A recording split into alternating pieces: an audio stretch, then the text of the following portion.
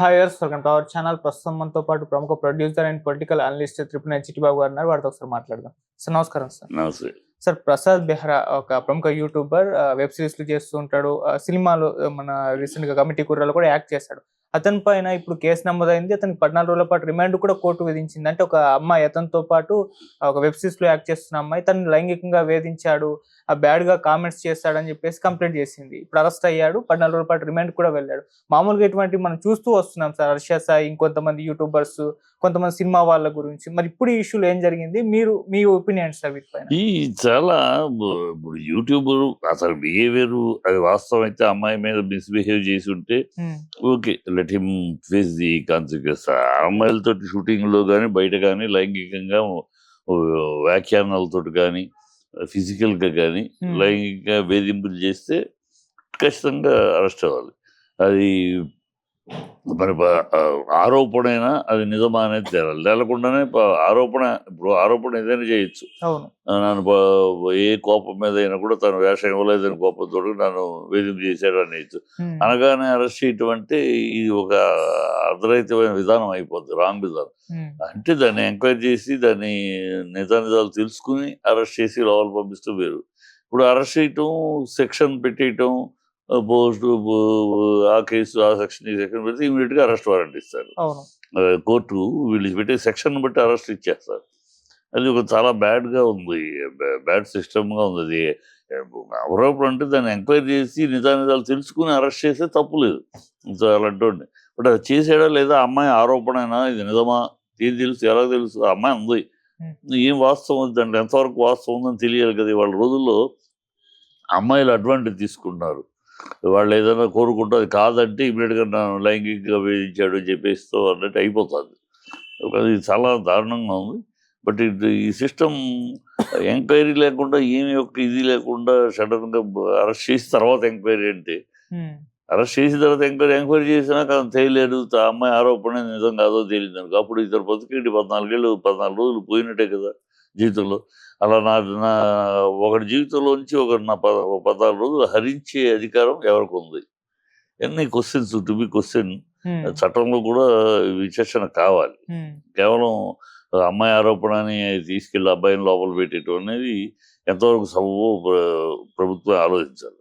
Okay sir, అంటే industry వైపు నుంచి అంటే వీటిని యూట్యూబ్ స్థాయి నుంచి కూడా జరుగుతున్న వీటిని అరికట్టడానికి ఏమన్నా నిర్ణయాలు తీసుకునే అవకాశం ఉందా సార్?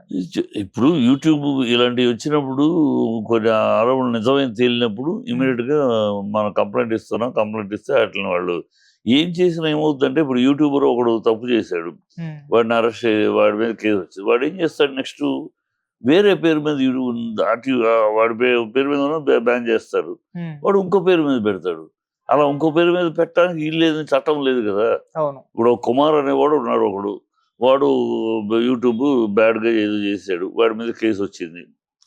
ఆ కుమార్ వాడి బ్యానర్ని వాడి యూట్యూబ్ క్లోజ్ చేశాడు. వాడు ఇంకో పేరు మీద పెడతాడు. దాన్ని ఎట్లా అంటే, ఈ పేరు వీడు అసలు ఇంకో ఎంటర్ అవడానికి వీల్లేదు, మళ్ళీ ఎంటర్ అవడానికి వీల్లేదు అన్న చట్టం అలాంటిది ఏదో ఉండాలి.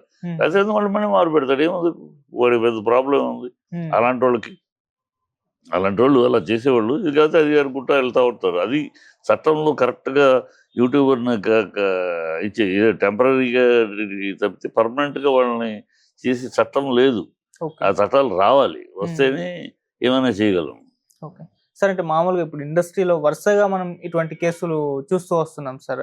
హర్ష సాయి కానివ్వండి, లేకుంటే జానీ మాస్టర్ గారిది కానివ్వండి, ఇప్పుడు ఈ ప్రసాద్ బెహ్రా కానివ్వండి, అంతకుముందు కొంతమంది చూస్తాం. అంటే వరుస పెట్టి రావడం అనేది ఒక ఇండస్ట్రీ పైన కూడా ఒక ఒపీనియన్ ప్రజల్లో ఏర్పడిపోతుంది. అరే అలా ఎందుకు పడుతులే అమ్మా, యూట్యూబర్స్ బట్టి ఇండస్ట్రీకి ఏం పడుతుంది. కానీ యూట్యూబర్స్ అనేవాళ్ళు చాలా మంది తప్పుడు గాళ్ళు ఉన్నారు. దానివల్ల సినిమా ఫీల్డ్కి ఎఫెక్ట్, సినిమా ఫీల్డ్ మీద అన్నిటికీ సినిమా ఫీల్డ్కి అట్రిబ్యూట్ చేయడం కూడా కరెక్ట్ కాదు. ఇది జరిగినా సినిమా అంటాం. వాడు యూట్యూబర్ అయితే సినిమా వాడు ఎందుకు అవుతాడు? ఏదో సినిమాలు వేషం చేస్తే సినిమా అయిపోతాడు, సినిమాకి ప్రతినిధి అవడు కదా. అది ఉన్నే జానీ మాస్టర్ అయ్యారంటే ఒక క్వశ్చన్ మార్క్ వస్తుంది. జానీ మాస్టర్ది ఖచ్చితంగా ఫ్రాడు. అమ్మాయి సంవత్సరం అయింది కలిసి అబద్ధాలు చెప్పింది, ఏమీ ఎంక్వైరీ చేయకుండా పోలీస్ డిపార్ట్మెంటు. అంటే అమ్మాయి 19 ఏళ్ళప్పుడే 2017లోనే డి జోడీ యాక్ట్ చేసింది. అప్పుడంటే 18 ఏళ్ళు దాటాలి. మరి 1919లో నన్ను చేసాడు, నాకు మైనర్ అంటది. ఇయన్నీ ఎంక్వైరీ చేయాలి కదా! ఎంక్వైరీ చేయకుండా టపరా అమ్మాయి కంప్లెయింట్ ఇచ్చి తీసేశారు. ఇది ఎందుకు చేస్తున్నారు ఇట్లాగు? ఎవరేమో ఒకటి ఒక సినిమా ఫీల్డ్ మీద కక్ష పెంచుకుంటున్నారా? అసలు సినిమా ఫీల్డ్ ఇక్కడొద్దు, అందరూ వెళ్ళిపోమని తరమగొడటానికి ఇయన్నీ చేస్తున్నారని కూడా అనుమానాలు వస్తున్నాయి. అనుమానాలు ఎందుకంటే వరుసగా జరుగుతూ ఉంటే, అంటే సినిమా ఫీల్డ్ ఇక్కడ ఉండటం, హైదరాబాద్‌లో ఉండటం వీళ్ళకి ఇష్టం లేదా? వెళ్ళిపోవాలి ఇక్కడ అనుకుంటున్నారా?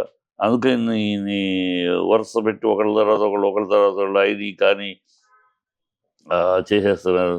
సమంత అవ్వచ్చు, నాగార్జున ఇది అవ్వచ్చు, ఇవాళ అర్జున్ అవ్వచ్చు, మోహన్ బాబు అన్నీ అసలు ఇదేదో తతంగంలాగా సినిమా ఫీల్డ్కి దిష్టి తగులుతుందా? Cinema field Telugu cinema field ఇంత హైట్కి వెళ్తూ ఉంటే, ఉన్నతమైన స్థాయికి వెళ్తూ ఉంటే, దేశంలోనే తెలుగు ఇండస్ట్రీ అనేది అంత స్థాయికి వెళ్తూ ఉంటే దానికి దిష్టి తగులుతుందా అనిపిస్తాను. దిష్టి తగిలి ఇలాంటి చిన్న చిన్న విషయాలు వస్తున్నాయి. అనవసరంగా సినిమా ఫీల్డ్ మీద ఒక బురద చల్లటంలాగా జరిగిపోతుంది. అంటే ఇప్పుడు ఈ కేసులో అమ్మాయి అంటే మేబీ వాళ్ళు కూడా ఫేస్ చేస్తుండొచ్చు ఇటువంటి ప్రాబ్లమ్స్ అమ్మాయిలు. అందుకే కంప్లీట్ చేస్తున్నారు అనుకోవచ్చు కదా సార్. అంటే మొదట ఈ అమ్మాయికి ఇటువంటి ఫేస్ జరిగినప్పుడు వార్నింగ్ ఇచ్చింది. అతను కూడా సారీ చెప్పాను, ఇంకోసారి చెయ్యను అని చెప్పేసి చెప్పాడు. మళ్ళీ ఇంకో వెబ్ సిరీస్‌లో కలిసి యాక్ట్ చేసేటప్పుడు మళ్ళీ సేమ్ బిహేవియర్ చేసేసరికి సరే ఊరుకోకుండా కంప్లీట్ చేసింది. మేబీ బయటకు రావడం కూడా కరెక్ట్ అమ్మాయిలు ఈ విధంగా ఇప్పుడు అమ్మాయి చెప్పింది కరెక్ట్ అయితే తప్పు లేదమ్మా. అనేది అమ్మాయి చేసింది, అమ్మాయి చెప్పింది ఎంతవరకు కరెక్ట్ అనేది కూడా. ఇప్పుడు లైంగిక వేధింపు అనేదానికి అర్థం ఏంటి? లైంగిక వేధింపు ఏంటి? నిన్ను రమను పిలిచాడా, ఏమన్నాడు, చేయి పట్టుకున్నాడా, ఏం పట్టుకున్నాడు, ఇవన్నీ కూడా ఉన్నాయి కదా. లైంగిక వేధింపు అని ఒక పదంతో అరెస్ట్ చేసేయటం, మాటల్లో మామూలు మాట్లాడుతూ ఉంటే కూడా ఒక మాట అనొచ్చు. నువ్వంటే నాకు ఇష్టం, మనం కలిస్తే బాగుంటుందని అనొచ్చు. అది ఇష్టం ఉంటే ఎస్ లేకపోతే నో అనాలి.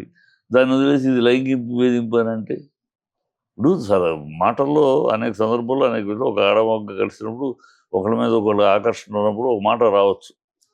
అది ఏదైనా బలవంతంగా చేయి పట్టుకుని లాక్కుంటాము, ఇంకోటి ఏదో చేస్తే చెప్పాలి తప్పితే ఒక మాట కోసము చేయి పట్టుకున్నాడు, షూటింగ్లో చేయి పట్టుకున్నాడు, యాక్ట్ చేసేటప్పుడు బాగా గట్టిగా కౌగిలించుకున్నాడు షూటింగ్లో షార్ట్ కోసం అని, షార్ట్లో మామూలుగా కలుగుకోవాలి కావాలని కౌగిలించుకున్నాడు, ఇవన్నీ చెప్తా ఉంటే అది రీజన్. అది అందుకని ఎంక్వైరీ చేయాలంటున్నాను. ఒక అమ్మాయి కంప్లైంట్ ఇస్తే అమ్మాయి కంప్లైంట్ ఇస్తే అమ్మాయిలు కూడా మిస్యూజ్ చేస్తున్నారు, ఈ చట్టాన్ని మిస్యూజ్ చేస్తున్నారు, అది కూడా దృష్టిలో పెట్టుకోవాలంటున్నాను. మిస్యూజ్ చేస్తున్నారు, అది కూడా దృష్టిలో పెట్టుకుని నిజాలు చేస్తారు. నిజం అయితే లోపల పెట్టండి, తప్పలేదు. కానీ నిజమో కాదో తెలియకుండా టప్పుడు కంప్లైంట్ ఇవ్వగానే టక్కన లోపల వేసేసి ఆ తర్వాత నిజం కాదో తేలితే, ఇప్పుడు జానీ మాస్టర్ ఉన్నారు, ఇవన్నీ నిజం కావాలని రేపు తేలుతాయి. తేలినప్పుడు ఆయన అవార్డు వెనక్కి వెళ్ళిపోయింది, సస్పెన్షన్లో ఉంది అవార్డు, ఆయన జీవితం రిమార్క్లో పడింది. ఇవన్నీ ఎవరు తిరిగిస్తారు? ఎవరు తిరిగి ఇవ్వలేరు కదా. పోయిన రోజుల్ని, పోయిన కాలాన్ని, వచ్చిన నిందని ఎవరు పోనివ్వరు. సో అందుకని చెప్తుంది అది.